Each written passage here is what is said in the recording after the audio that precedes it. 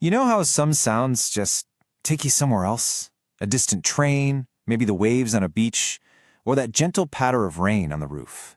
Well, today we're diving into a classic poem by Coates Kinney that captures that exact magic, how a simple sound can unlock our most powerful memories.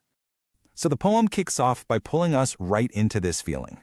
It's asking you to remember that specific sensation, being all warm and cozy, maybe tucked in bed, just listening to the soft rain outside. It's a feeling of absolute comfort and peace. And right after that, it hits us with this. See, it's not just about hearing the sound, right? It's about what that sound actually does inside your mind. This is the journey the poem is about to take us on, and we're invited to come along. All right, so first up, the poem sets this incredible scene by creating a huge contrast. It's all about what's happening outside versus that feeling of being safe and sound inside. I just love this imagery. The darkness isn't some big, scary thing. No, it's melancholy, kind of sad, but gentle, you know? And the rain, it's like it's tears. It just creates this vibe that's a little gloomy, sure, but also really peaceful. And then, bam, just like that, we're yanked from that weeping darkness and thrown into a world of pure bliss. The focus completely shifts from the dreary outside to this perfect, simple joy of being tucked away, safe and warm in a cottage. So, what the poem is doing here is grounding us in a feeling we all know, that deep, deep sense of comfort you get when you're sheltered from a gentle storm, just lying there, listening. It's just a moment of total contentment. But, okay, that cozy feeling, that's just the starting point.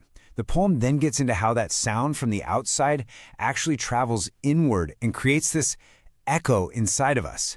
And honestly, this is where the real magic starts.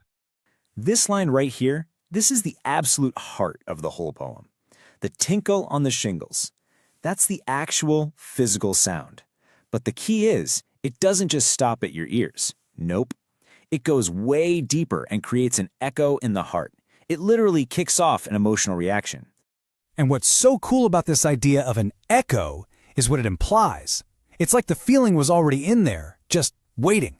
The rain doesn't create something new, it just wakes up something that was sleeping deep inside us. So once that echo starts bouncing around in the heart, it's like it turns a key. Suddenly, the mind is unlocked, and this flood of dreamy images and thoughts just starts pouring out. Yeah, this echo in the heart basically starts a chain reaction. All of a sudden, the poet's mind isn't quiet anymore. It's buzzing. It's filled with 1,000 dreamy fancies. We're talking daydreams, random images, feelings, all coming to life at once. And then the poem tells us exactly what these fancies are. They're recollections, they're memories. And I love this next part, how it describes them coming together. They're like air threads being woven into fabric. It's such a perfect way to say that memories can be so fragile, almost like they're not even there. But the rain helps weave them into something real, something tangible. So you can really see this beautiful chain of events, can't you? It starts with a simple sound. That sound creates an emotional echo. That echo sparks the imagination.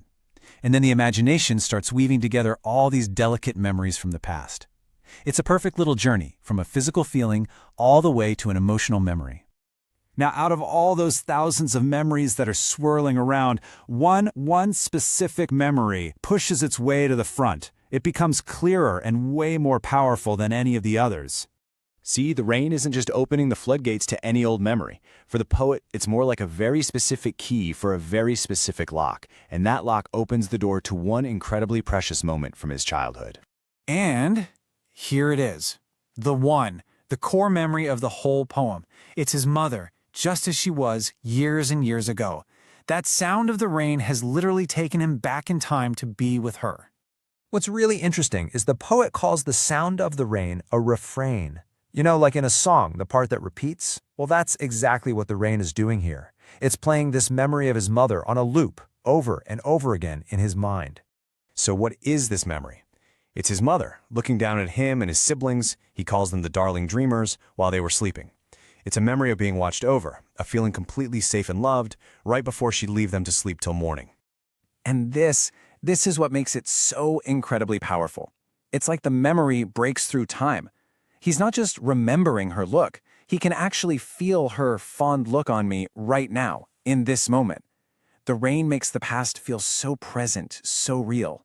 So, what's the big takeaway here? What does this all mean? Why does a simple little poem about rain connect with so many of us on such a deep level? Well, what the poem shows us is that these simple, everyday sounds, they hold this incredible power. That patter of rain on the roof, it's so much more than just noise. It's a bridge to our past. It connects us back to those core feelings of comfort, of safety, and of the people we've loved. And that really just leaves us with one final question to think about. For the poet, it was the rain. But what about for you? What is it? Is it the sound of the wind rustling through the trees? The smell of the ocean? Maybe the crunch of leaves under your feet in the fall? What's that melody of nature that unlocks your echo in the heart?